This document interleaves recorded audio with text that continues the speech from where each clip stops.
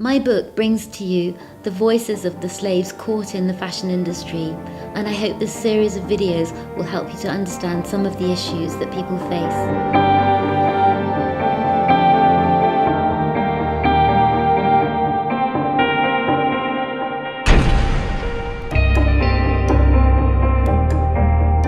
Today, more than 168 million children worldwide are trapped in child labour.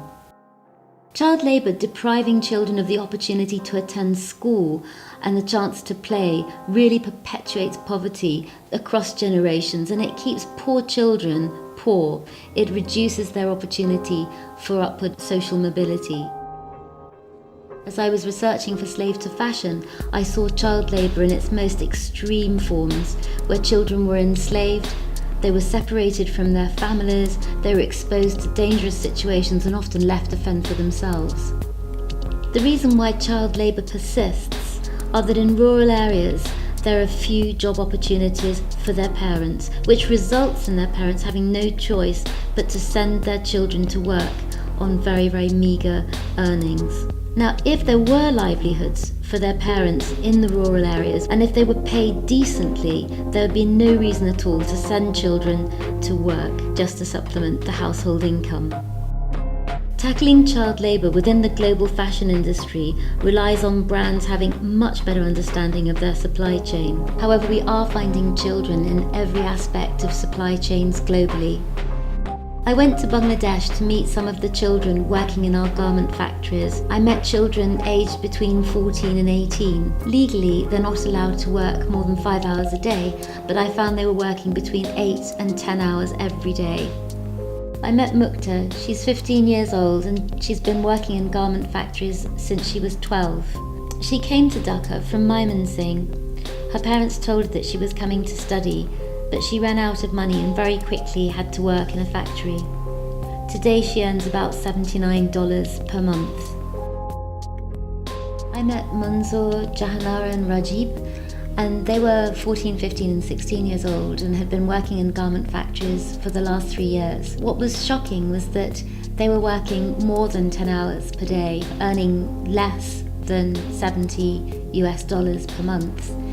Working for the high street brands that you and I would buy every day in the high street.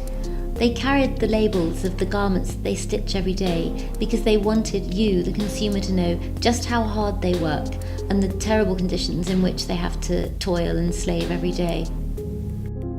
I met with sisters Rabia and Razia. They work in 2 different factories, but they came together to Dhaka to live. They're 14 years old, and I think what was shocking was the level of pressure that Rabia described. So bosses would say to them, you should be lifting this machinery much more quickly. Why aren't you working fast enough? You're the slowest of all of the girls your age.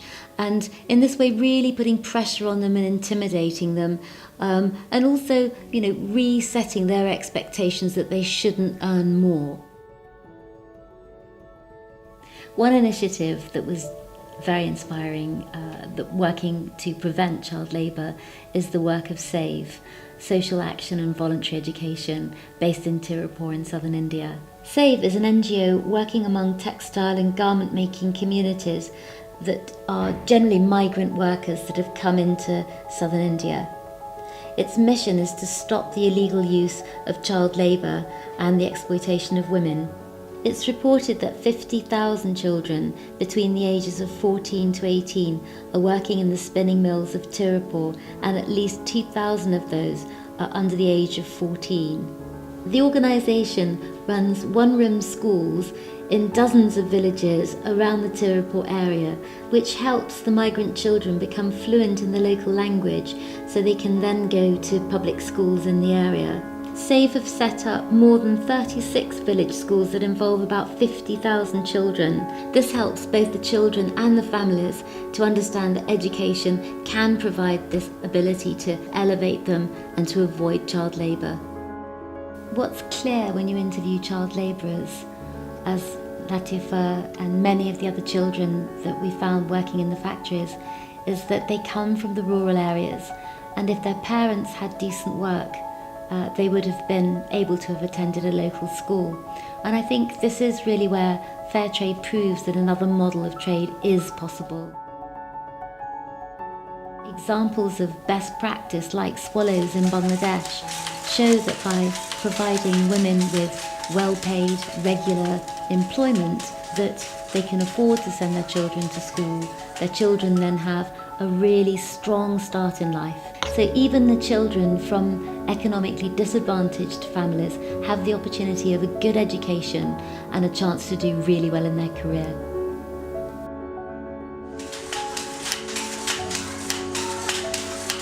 I hope you'll enjoy this series of videos and want to share them with your friends. Do read Slave to Fashion, published by New Internationalist, and join us on social media, on Instagram and Twitter. But please, be part of the change.